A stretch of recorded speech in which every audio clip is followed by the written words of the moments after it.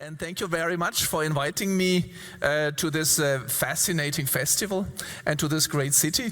I always, some times ago when I first heard about Valparaiso, I really thought it did not really exist. It was an imaginary place, colorful and beautiful and imaginative. And then I found out, thanks to Maura Basauri, actually, I think 5 years ago or so, that it's really alive and an interesting place. And I'm extremely grateful for the invitation to this festival. I think I'm really convinced that this is the kind of setting we need in our times and in our society. There is huge problems in our world, as you know. You see it in Chile, you see it in Germany and Europe, right? We have environmental problems, we have political problems, and we even have psychological problems, right? Something is wrong in the world, and we cannot overcome these crises by one single set of reforms, for example, with one discipline. Sociology cannot solve it, philosophy cannot solve it, the arts can't solve it either, and politics probably neither. So what we need is a kind of, it's places where people come together and try to come up with new and imaginative ideas, and this festival could be one of these places. Oh, that's interesting, okay.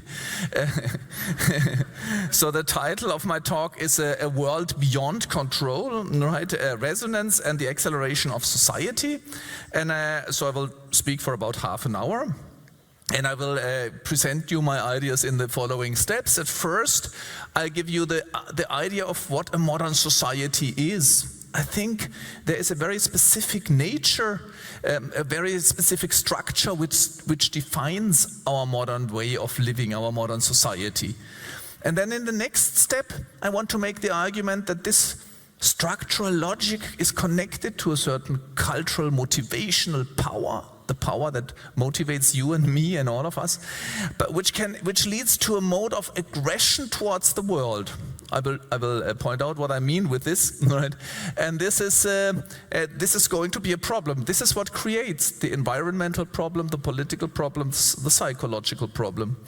And interestingly, while we are forced in the institutional structure, but also in our cultural motivation to make the world or our lives more controllable, more predictable, as we try to gain control and to dominate nature, right, we achieve the opposite.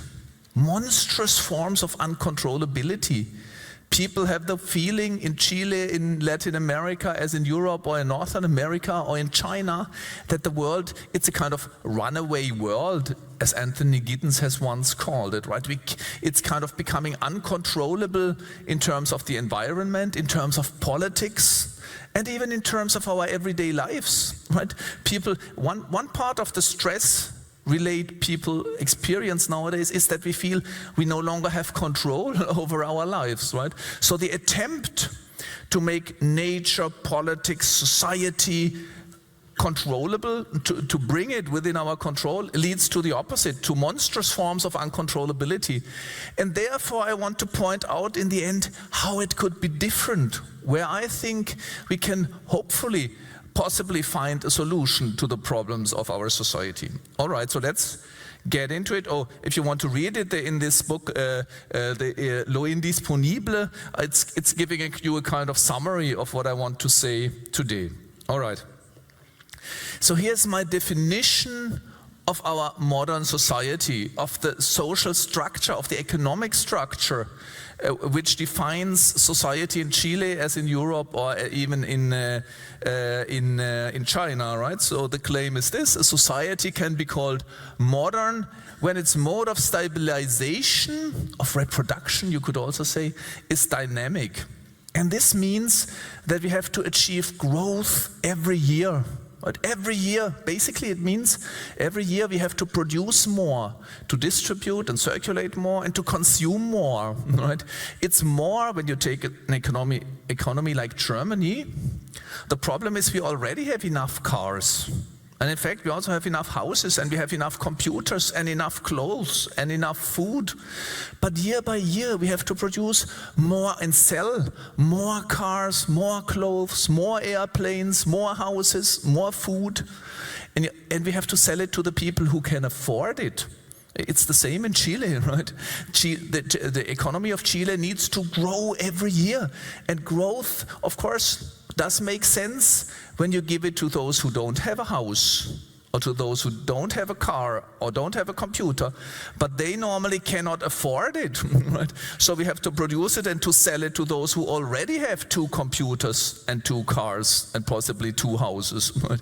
And of course that's a problem. So our system gets into problem, particularly then when there is no scarcity on the side of those who can afford all this stuff, right? So it's a bit stupid for a German economy to produce more cars, more houses, more computers, more food, and so on every year. And we achieve growth through acceleration. It's an accelerating society. This has been my first interpretation of modernity. I've written a huge book on this. Social acceleration, which is in the title too, right? The interesting thing is that it feels for you and for me and for everyone, we have to run faster and faster each year, not in order to go somewhere, to create, to build the better society. We have to do it. We have to run faster and faster every year just to keep what we have, like in Chile, as in Germany, to keep the number of jobs, to keep the companies alive, but also to be able to pay the old age pensions. That's a problem in Chile, right? But it's a problem everywhere. And to pay the healthcare systems and to fund the universities and so on, right? We cannot simply maintain what we have. All the time we have to become better, to optimize, to run faster, right? And to be innovative. So this is what defines modern society. We have to increase, be faster, be more efficient, be more creative, come up with new things to maintain our institutional structure, right? Now, interestingly, with this structural force, there is also a kind of cultural motivation, right? Because the interesting thing is a structure, a set of institutions cannot grow and innovate and accelerate. It's you who have to run faster next year. So the interesting question is, why do you do it? And I believe there is on the one hand, that's what I call the mode. It's through competition, right? Everyone competes with everyone else. Actually, Chile under Pinochet, right, was one of the first nations who really introduced this logic of what we call neoliberalism in sociology, and it was very much geared to a kind of social reality where you have competition everywhere. Schools compete with each other. Universities compete with each other. And it's not just schools and universities. Within schools, it's even teachers. And within universities, is one department competes with the other. And one professor competes with the other. And one student is in competition with the other student, right? You have rankings all over the place, and you have that in schools too. You need to get your kid to a good school, which is ranked higher than the other school. Why? Because your kid has to be better than the kids of the neighbor or of the average in society, right? So it's the logic of competition which is providing the power, the motivational power, and because it leads to fear and anxiety that we might be left behind. But that's not all there is to say. There is also a kind of there is a promise in this modern logic of growth, acceleration, innovation. And this is the promise of, you could say on the one hand, of control, bringing the world under your control, right? Dominating it, becoming more and more able to make the world disponible, as you see here, right? And I call it, you see it in the back there. There is what I call the AAA horizon of the good life. This sounds very difficult, I know, but what I mean is that we do implicitly follow a certain vision, an idea of what makes life a good life. And this vision is the idea that we can increase the horizon of of places we can go to, of things we can have, of things we can realize and attain, right? So the AAA, I mean, increasing the horizon of availability, of attainability, and of accessibility is what motivates us. You see here in the last line, as I wrote down, money, city, technology. What I mean here is very easy. Why is money attractive for Chileans as for Europeans and North Americans and Chinese people? Because money, you know, the money you have on your bank account is really defining the horizon of your share of the world which you can make available and attainable and accessible, right? If you have a lot of money on your bank account, then you can afford the most expensive building in the best neighborhood in Viña del Mar or the city after this, right, where the rich people live. So if you have a huge bank account, this is within reach. If you don't have a lot of money on your bank account, you cannot even afford the cheapest apartment in the rundown parts of Valparaiso or so, right? If you have a lot of money on your bank account, you can afford the Mercedes or the Rolls Royce. It's within reach, within your horizon of the available, attainable, and accessible. If you don't have a lot of money, you cannot even buy a bicycle.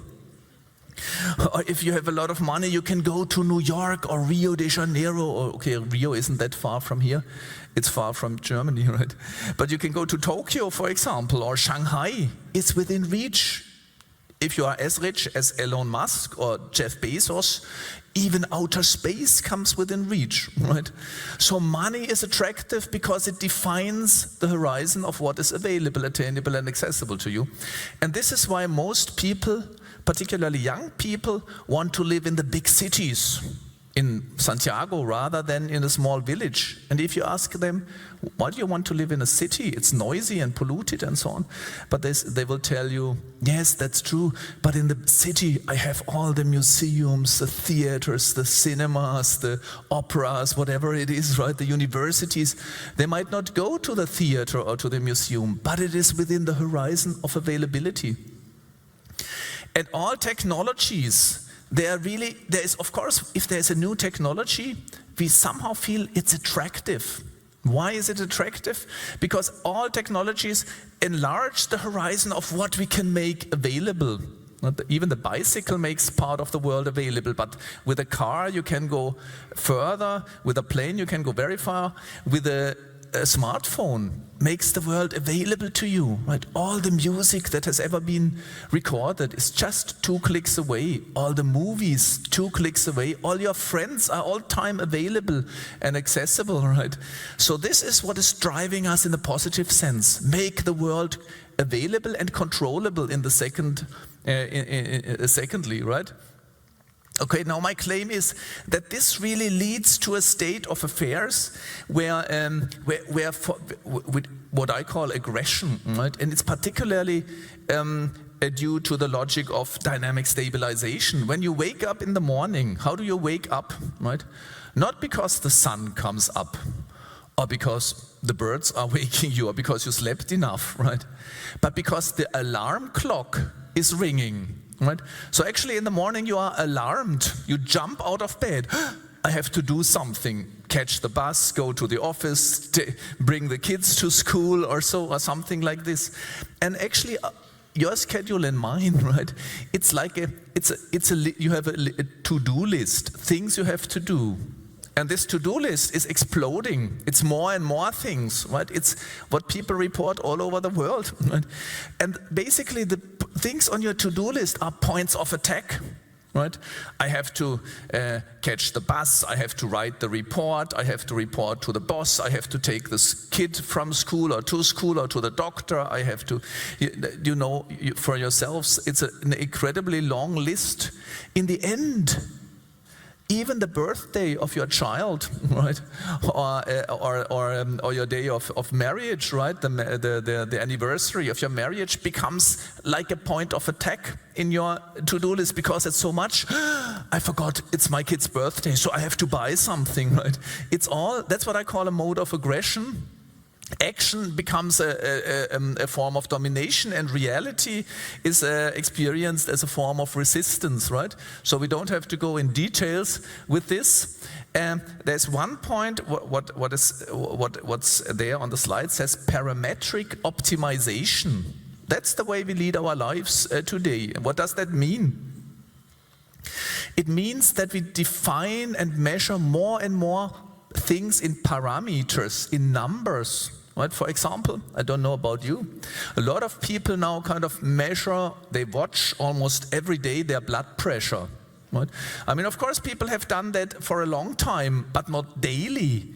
Some of us are really obsessed with, it's gone a little up, it's gone a little down, I need more pills and less pills. And there you see, it's always the idea, first you make it visible. What is it today? And then you make it comparable. What should it be? What did the doctor say, right? And then you work on it. I should optimize it, make it a bit, normally it's make it a bit lower, right? And this is just one parameter. There are many, many new parameters. One is you step on the scales and watch your weight. And a lot of people do this daily now too, right? It's gone up by 0.1 or so, or gone down. And then you work on that too. It's too heavy or it's too light, I don't know. And for example, the number of steps. How many steps did you take yesterday, right? It should be 10,000, right? And there are many other, now with the self-tracker, you can even watch the quality of your sleep. And so but this is just personal things. Of course, you can also, there are many parameters in social life, like how many friends do you have on Facebook or Snapchat or so, how many followers, how many likes, right? So what's your standing there? But most parameters come through work. If you're at a university like this, right, you always measure what's your standing compared to other universities, but what's the number of publication, what's the number of students, what's the quality of students. Wherever you are in the world, there are parameters coming up, and then you work on them and try to optimize them, right? And of course, you even try to optimize your kids. Right? I mean, people permanently measure the performance of their kids. They should be better in mathematics, they should be better in languages, they should be better with their bodies, they should do some music and so on. So we define spheres of life and try to optimize them. Now I have to accelerate myself, right? My claim is that this logic of dynamic stabilization, we have to grow, accelerate, innovate incessantly, right? This leads to forms of aggression. I said in the beginning, we have crisis on all levels, and I think this crisis is related to the fact that we are in aggression towards the world, even towards ourselves. You see it here. On the one hand, if you so like, on the macro level, on the highest level, we are in aggression towards nature. In Chile, you see it very much, right? With the extractive industries, we have to go deeper and deeper and take anything we can get out of the world, right? And of course, we pollute it. So we are in aggression towards nature. But interestingly, this mode of being in aggression also translates to the political sphere. You've seen it in Chile with the riots recently, right, in 2019, right? Yeah.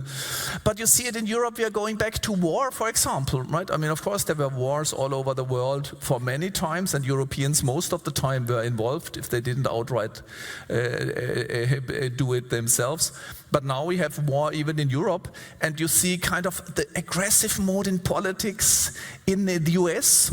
The Republicans, the Trump fans, and the Pelosi fans, the Democrats, they are ready to kill each other almost. You see it in Britain, with those in favor of Brexit, hate the Remainers, and the Remainers hate the Brexiteers, and so on. So there is growing aggression in the political sphere, in the social sphere, and there is aggression on the personal level. This I find most interesting as a sociologist.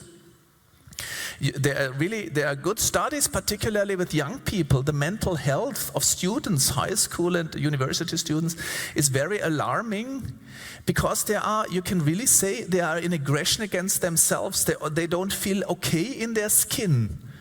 Our youngsters have the feeling, I don't look good enough, right? My body is not shaped well enough, but also I'm not good enough in school and good enough in all the other things. I don't have enough friends, I don't have enough Snapchat flames and so on. So people get in aggression with themselves, and this leads to burnout forms of disease and anxieties, right? So we have a crisis of aggression on all levels of our existence, I would call. And we take more and more physical energies, carbon-based, nuclear, whatever it is, political energy and psychic energy to keep the hamster wheel going, so to speak, right? To achieve growth, acceleration, and innovation. So now I have to hurry up a bit, but I think I like this point a lot. In my view, what is really interesting is that our life seems to be kind of caught in a dichotomy. On the one hand, we have lots of promises of almost omnipotence. We can do everything we want. And somehow this promise and this striving towards omnipotence leads to almost, this is what I call monstrous forms of the opposite, of powerlessness. Right, of the feeling I can't do anything. I really believe, the burnout and the exhaustion people suffer from really comes through this dichotomy. On the one hand, we are kind of omnipotent like God. On the other hand, we feel overwhelmed and exhausted. Let me make a few examples, give you a few examples here. One step towards omnipotence, you could call it, right, was our capacity to split the atom, nuclear fissure, right? Oppenheimer and his friends, when they discovered we can split the atom, right, they really said it feels like becoming creators ourselves. It feels like becoming God almost. We can get to the inner nature of matter and manipulate it. That's omnipotence. But of course, it comes with a threat of total powerlessness when there's a nuclear explosion by a bomb or a power station, right? So the nuclear explosion makes you totally powerless. There's nothing you can do. You cannot connect with an atomic bomb or so, right? It will kill you immediately. And I think that's true for our complete relationship with nature, right? On the one hand, we're capable of controlling it ever better. We dominate it. We decide whether it's light or dark. Right? We decide whether it's hot or cold and so on, so we can control nature. But it seems that without wanting it, we destroy nature, and thereby nature might destroy us through the ecological disaster. Right? So again, it's omnipotence. We tell nature how we want to live, but nature might kill us from the back, right? And I find it very interesting in politics. Because the idea of democracy, right, is the basis of it is a promise of popular sovereignty. All the power lies with the people, with us, right? So there should be no church who tells us what to do. There is no king who tells us how to live, right?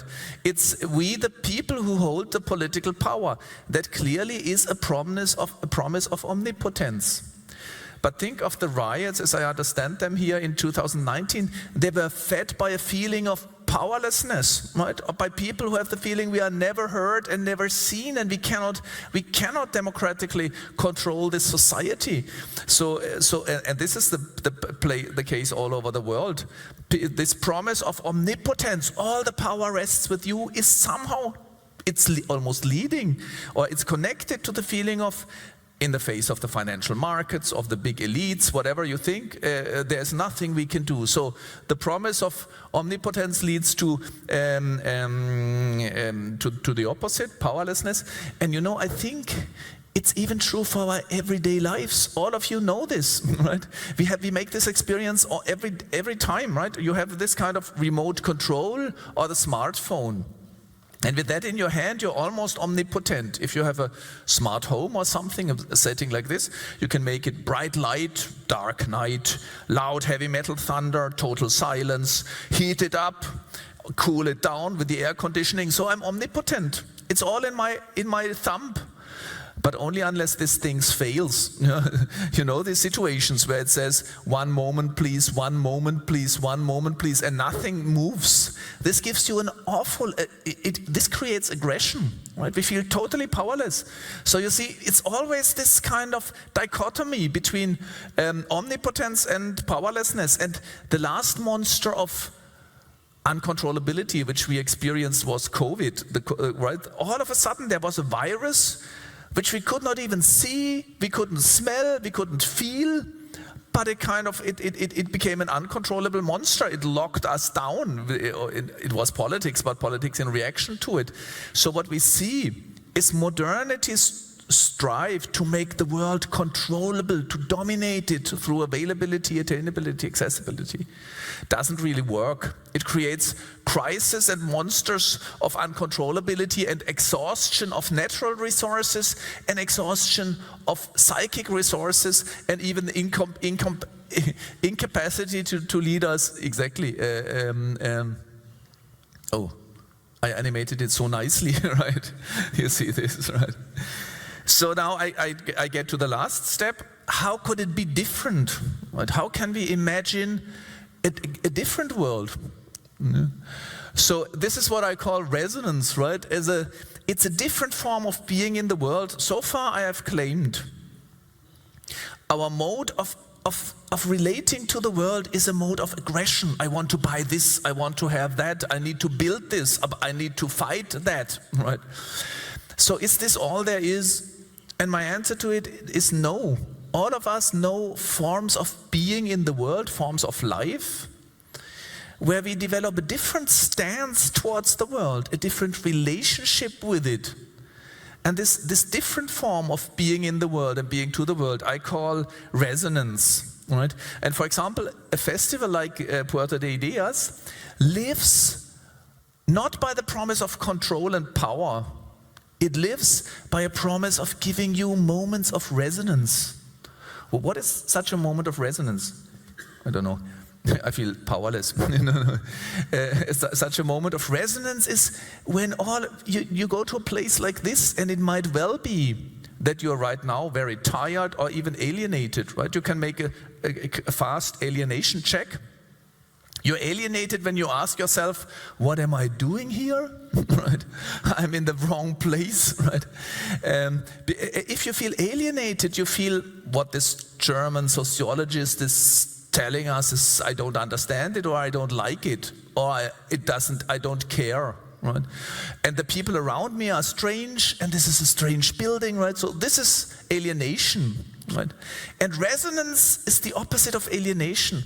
All of a sudden in one of the talks, maybe not today, maybe tomorrow, maybe earlier or later, someone says something which resonates with you. It touches you.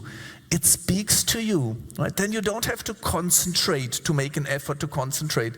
If something, you see this, the first element here is something is touching you or moving you, right? Then you are you feel called by something, and actually very often it's not something which is said on center stage or even in dialogue. It might be some idea your neighbor says or you hear when you move out or so. But nevertheless, resonance has 4 elements. One is something speaks to you, something touches you, right? And of course, this is why we go to the movies or read a book or go for a walk in nature. When you go for a walk, maybe you just want to make your steps, and that's not resonance, right? But maybe there is a cat coming, or there is this dog who seems to attach to you, or you see the sunset, right? Or you hear this music coming from one of the buildings. All of these are moments of affection. Something calls you. It's like Bruno Latour, the French sociologist or philosopher, sociologist. He says, we are called by something. And I take this, right? So the first element of resonance is something speaks to you. The second element of resonance is you react to it, you respond to it. For example, when it's an idea you hear at the Puerto de Ideas, this is why it's about ideas, right? There's an idea, and then you do not just take it in like you're just passive, right? You answer it, you start to think, you start to do something with this idea. Actually, when there's resonance in an audience like this, you can really see it, right? Most of the time, for example, when you are in a normal university class, most students would sit there bored, tired, disinterested. They would play on their smartphones, right? They would look at the teacher. Maybe they even hate the teacher or the professor or whatever it is. When there is resonance, you see it. The eyes beam up. Right? There's a difference in the eyes, there is a difference in the way you sit, right? Actually, so you see there is a physical reaction. If it's a very strong resonance, there might be tears in your eyes. I mean, this is why we go to the movies or read a book or listen to music or go to Chile has the most fantastic natural surroundings you can think of. So why do a lot of you really adore not just the Pacific here, but let's say Atacama Desert, right? Or the deep south? You have this feeling something here is speaking to me, right? Something is gripping you, and then you might have really tears in your eyes or a shiver running down your spine. So, but what is most important in the second element, you react to it. Let's go back to the idea. If there's an idea which speaks to you, you start to think about it, to appropriate it, make it yours and change it. And resonance might be objection. Yeah, maybe this idea is not what you think. You think, oh, but wait a minute, that's completely wrong what you're saying. That can also be resonance. You react to it, and thereby you feel self-efficacy and you feel alive.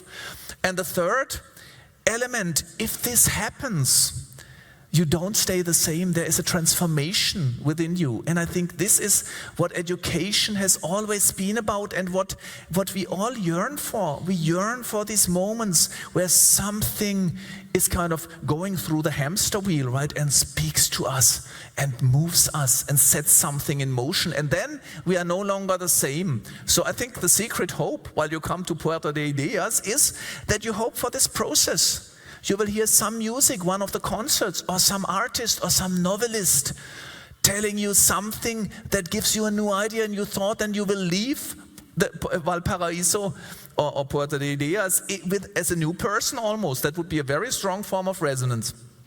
But what is the final element of resonant form of being in the world is that you cannot engineer it, you cannot enforce it.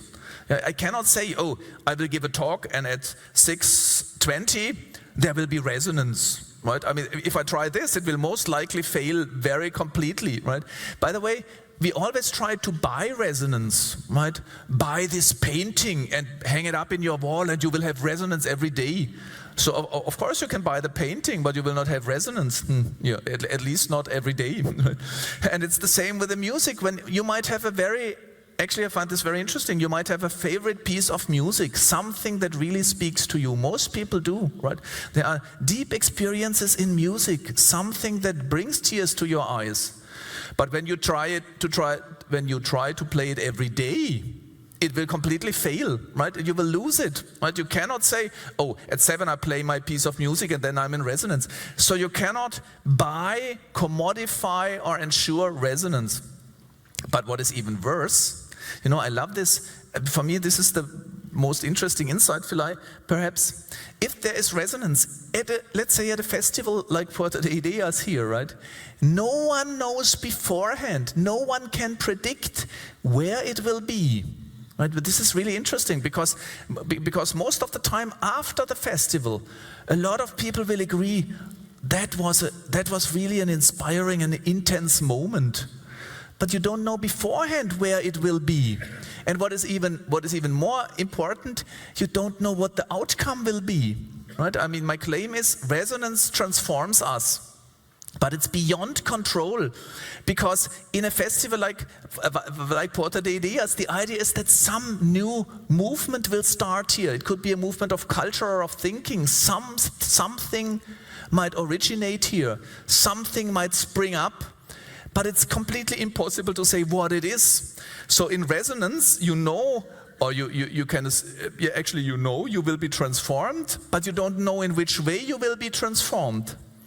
or a society will be transformed, or a city will be transformed. When people get in a constitution-making assembly, for example, and they are getting resonance, you cannot tell what the outcome will be beforehand. It's open-ended. It's what Hannah Arendt, the philosopher, calls natality. People have the capacity to start anew, to start something new. And that means you cannot predict. You know, journalists tend to always ask, for example, me or others, what will society look like after COVID? And I always say, well, no one can know beforehand. If there are elements and moments of resonance, something new will come up. So let's go to the last point. Actually, I think I will go over this, right? Yeah. Okay, no, I will briefly go back to it.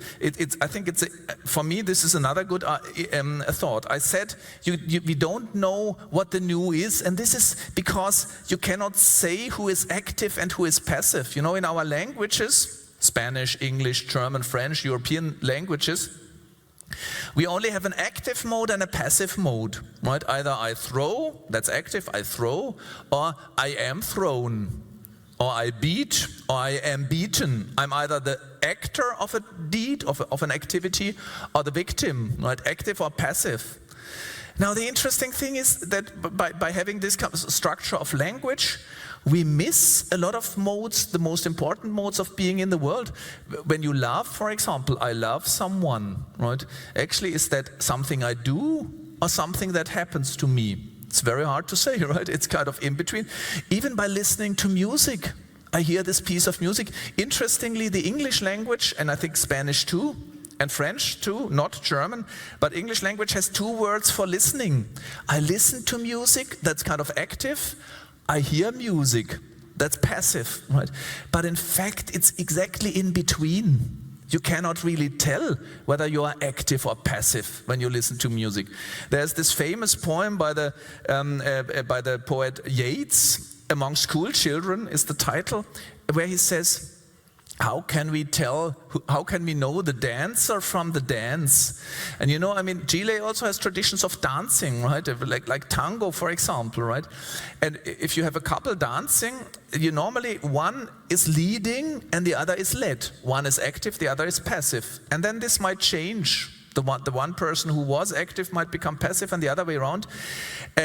But every dancers will tell you that the dance is at its best when you can no longer tell whether you are leading or led, when it's like the dance itself has become the center of activity.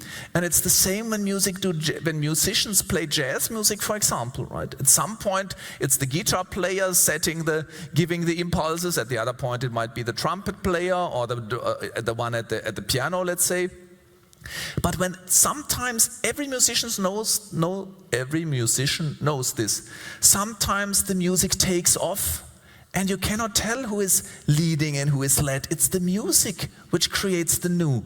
And this is for me really the essence of resonance. The new comes from in between us. And that's a totally different mode of being in the world from the modern logic of controlling, dominating, possessing, enlarging, and optimizing, and so on. And therefore, my last slide. My vision of a new society, what I want to bring to this festival, right, is the idea that we should try to think of possibilities of being in this resonant or medio-passive mode, the third voice, right, along the four axes of resonance. Because resonance has this moment of, in between, half active, half passive. In language, in linguistics, it's called medio-passive. But philosophers like Derrida call it the third voice, between the active voice and the passive voice. And resonance, right, is giving us, resonance requires this mode of the third voice, between active and passive, being receptive and active at the same time. And I claim there are four axes of resonance. One is between people, between citizens in a democracy, right? The mode should be resonance, listening and answering at the same time, being active and passive, having ears and a voice. But it's in love, it's the case, right? When love is a relationship of resonance and friendship too. But my conviction is, we are not just in resonance with people, we are also in resonance with matter, with stuff, with things. Right? All of you have things you can be in resonance with. Right? It can be your piano, peut-être, your piano, perhaps. But it's. I have a doctoral student. He's writing about truck driving in Latin America, but also in Europe. And it's amazing how he describes that truckers develop a relationship of resonance with the machine, right? They will tell you have to listen to the motor. You have to develop a feeling of what the truck does when you do this or that. So it's self-efficacy, because they can do something, but it's also receptivity. And even if you're a writer, a lot of people here, they write texts. And of course, if it's going to be a good text, you're in a kind of resonance with your text because the text says something different from what you wanted to write, right? It's really interesting, and then you work on it, and you listen to the text really, and you work on it, and you change it, and in the end, after I wrote the book on resonance, I thought very differently about resonance than before. Right? I mean, writing a text is kind of transforming you, and it's transforming the text. So people get in resonance with stuff, with matter, with our surroundings. You can get in resonance with a hall or a place, or you can be alienated from it. That's the opposite of resonance. And then I think there's something what I call an existential or vertical axis of resonance. And this is that we need a sense of being in connection to the encompassing reality. That's a term I borrow from Karl Jaspers. You can call it the universe, you can call it nature, you can call it life. But the one question for us human beings is, what is at the heart of our existence, or at the bottom of our existence? What kind of connection do we have to life, to nature, to the universe, however you call it? And this is the power of religions, actually of all forms of religions, because they give us a sense, ideas, concepts, practices, that at the bottom of our existence there's not the silent or the hostile universe, but a resonating reality, which religions tend to call God. Right? He has called you by your name. Right? That's an idea of resonance. Or he has given you the breath of life. That again is an idea of my innermost being, my soul, if you like to use that term, is connected to the encompassing reality, right? The reality which holds all of us. But people do not need religion for this experience. Here at the ocean you might have it, right? You walk on the beach, for example, and when the waves roll in, you feel that this is where people feel themselves, right? It's the same axis. Or some people would say, I have to go to the desert when I'm in the Atacama perhaps, or to the mountains. Only there can I really feel myself, right? This touch of my soul, and it connects to the vast outermost reality. And so nature can give you an existential axis of resonance. Religion can do it. Also art. Some people would say, only when I'm in the concert hall, right, when the lights get dark and I close my eyes and I open my innermost reality, and it connects with a sound coming from the outside. Even a punk musician, like Henry Rollins, says, music is closer to you than the breath of life. So this gives you a sense of existential connection to reality.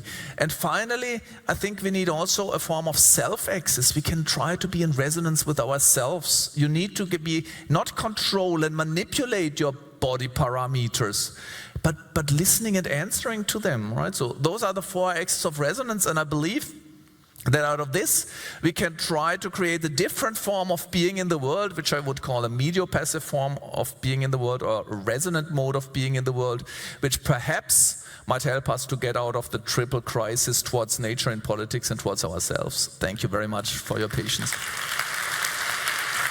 Thank you.